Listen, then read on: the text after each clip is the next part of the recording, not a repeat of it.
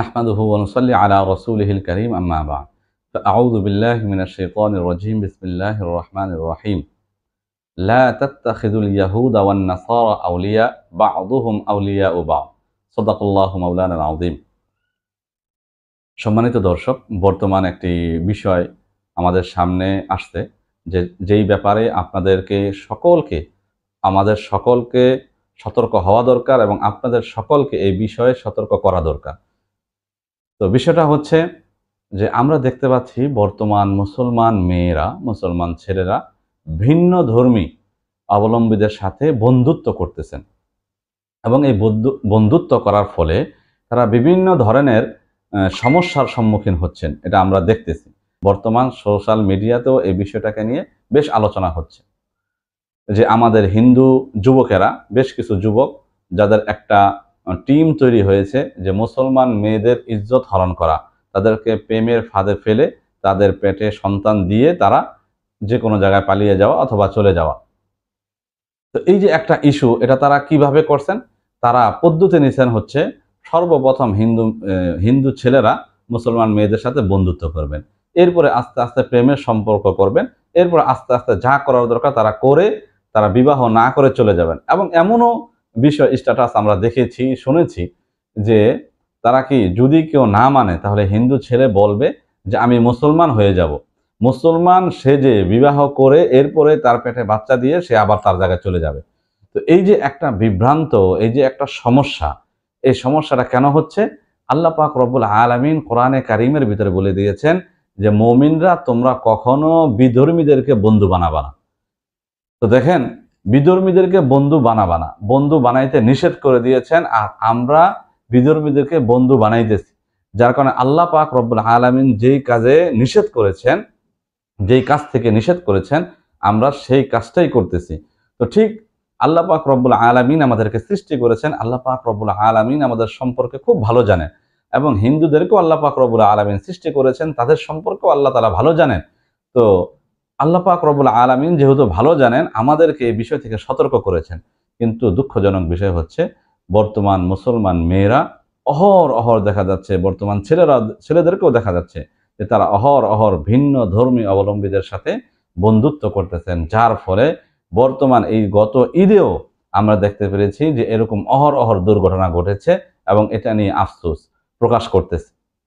তো এই জন্য আমাদের করণীয় হচ্ছে এই ধরনের মেসেজ আমাদের মোবাইলে যখন আসে, এই ধরনের কথাবার্তা যখন আসে যে আমি মুসলমান হতে চাই, আপনি আমাকে মুসলমান বানাবেন কিনা, এই জাতীয় যখনই আপনার কাছে কোনো প্রশ্ন আসে বা এই জাতীয় কোনো মেসেজ আপনার কাছে আসে, সাথে সাথেই আপনি সেগুলোকে ডিলিট করে দিবেন এবং যদি আপনার সুযোগ থাকে অন্যথায় আপনি আপনার গার্জেনদেরকে জানাবেন অথবা থানায় জিডি করে দিবেন এই আইডির ব্যাপারে। যাই হোক, আমাদের এই ব্যাপারে সতর্ক থাকতে হবে, কেননা হিন্দুরা একটি চক্রান্ত করতেছেন আমাদের মুসলমান মেয়েদেরকে টার্গেট নিয়ে, যে তারা বাংলাদেশের ভিতরে কোনো মুসলমান মেয়ে এমন রাখবে না যে তাদের সাথে সম্পর্ক হয়নি। যাই হোক, এই জন্য আল্লাহ পাক রব্বুল আলামিন আমাদেরকে তাদের এই চক্রান্ত থেকে হেফাজত করেন। পাশাপাশি আমরা ওই কমেন্টের ভিতরে দেখেছি, যেখানে আমরা এই বিষয়টা দেখেছি নেটের ভিতরে, ওইখানে অনেকগুলো কমেন্ট এমনও আছে যে আমি কতজন মেয়ের সাথে শুয়েছি, আমি কতজন মুসলমান মেয়েকে বিপদে ফেলেছি, কতজন মেয়েকে আমি ইন্ডিয়াতে পালিয়ে নিয়ে গিয়েছি, এরকম সব আছে। এবং আমরা আশা করব যে বাংলাদেশ সরকারের প্রশাসন যারা আছেন, পুলিশ ভাইয়েরা যারা আছেন, যারা আইনকে যারা লালন করেন, পালন করেন, যারা আইনের লোক আছেন, আপনাদের কাছে অনুরোধ করব যে এই বিষয়টা আপনারা নিয়ন্ত্রণ করলে ভালো হবে ইনশাআল্লাহ। অন্যথায় দেশের ভিতরে বিভ্রান্ত সৃষ্টি হওয়ার এবং বিশৃঙ্খলা সৃষ্টি হওয়ার সম্ভাবনা রয়েছে। পাশাপাশি এই বিষয়টাকে আমি আপনাদের সামনে এই জন্য এনেছি যে আমার কাছে কিছুদিন আগে একজন যুবক প্রশ্ন করেছেন এবং এটা আমাকে দেখাইছেন।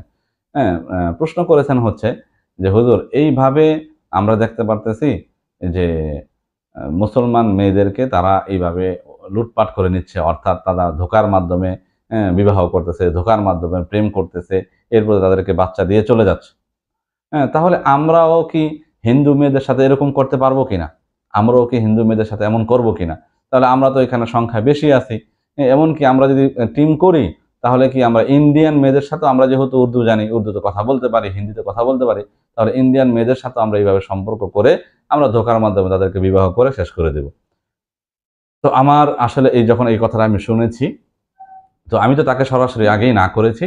এরপরে আমি চিন্তা করলাম যে এই বিষয়টা আসলে সকলকে সতর্ক করা দরকার। দেখেন, মুসলমান জাতি হচ্ছে পৃথিবীর ভিতরে সবচাইতে সম্মানিত, এবং মুসলমানদেরকে মানুষ যেই কারণে ভালোবাসে, ইহুদি খ্রিস্টান যারাই ভালোবাসেন, হ্যাঁ, যেই কারণে ভালোবাসেন সেটা হচ্ছে মুসলমানদের উত্তম আখলাক।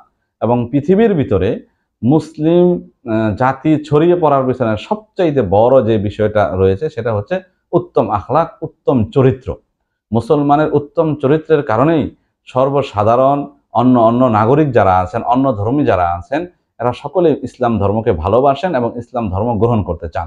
এবং যারা এখনো পর্যন্ত যারা ইসলাম ধর্ম গ্রহণ করতেছেন, আজও যারা করতেছেন, তাদের কাছে আপনি জিজ্ঞাসা করবেন, তারা একটা কথাই বলবে যে ইসলামের চরিত্র, ইসলামের আখলাক আমাদের পছন্দ, এই জন্য আমরা ইসলামের ছায়াতলে আসছি। এই জন্য মুসলিম যুবকদের প্রতি আমাদের আহ্বান থাকবে যে এই কাজ আমাদের করা যাবে না। অর্থাৎ কোনো হিন্দু মেয়ের সাথে অবৈধ সম্পর্ক করে, হিন্দু মেয়েকে বিবাহ করে ধোকার মাধ্যমে এই ধোকা দেওয়া, এটা ইসলাম কখনো সমর্থন করে না। ইসলাম কখনো দুর্বলের প্রতি অত্যাচার করা, দুর্বলের প্রতি আঘাত আনা ইসলাম কখনো সমর্থন করে না। অতএব আমাদের মুসলমান যুবক যারা আছেন, যদি কেউ মনে মনে এই ধরনের ধ্যান ধারণা করে থাকেন, অবশ্যই এগুলো থেকে আপনার এই ধ্যান ধারণাকে দূর করে দিবেন এবং আপনি ইস্তেগফার পড়বেন। পাশাপাশি মুসলমান ভাই বোন যারা আছেন, আপনারা অবশ্যই বিধর্মীদের থেকে বন্ধু বানানো থেকে, বিধর্মীদেরকে বন্ধু বানানো থেকে দূরে থাকবেন ইনশাআল্লাহ। এবং আমাদের প্রশাসন ভাই যারা আছেন, তাদের কাছে আমরা বলবো, আপনারা অবশ্যই এই বিষয়টাকে হস্তক্ষেপ করবেন দেশ এবং মানুষের কল্যাণের জন্য ইনশাআল্লাহ। আল্লাহ তাআলা আমাদেরকে কবুল করেন। ওয়া আখিরু দাওয়ানা আলহামদুলিল্লাহি রাব্বিল আলামিন।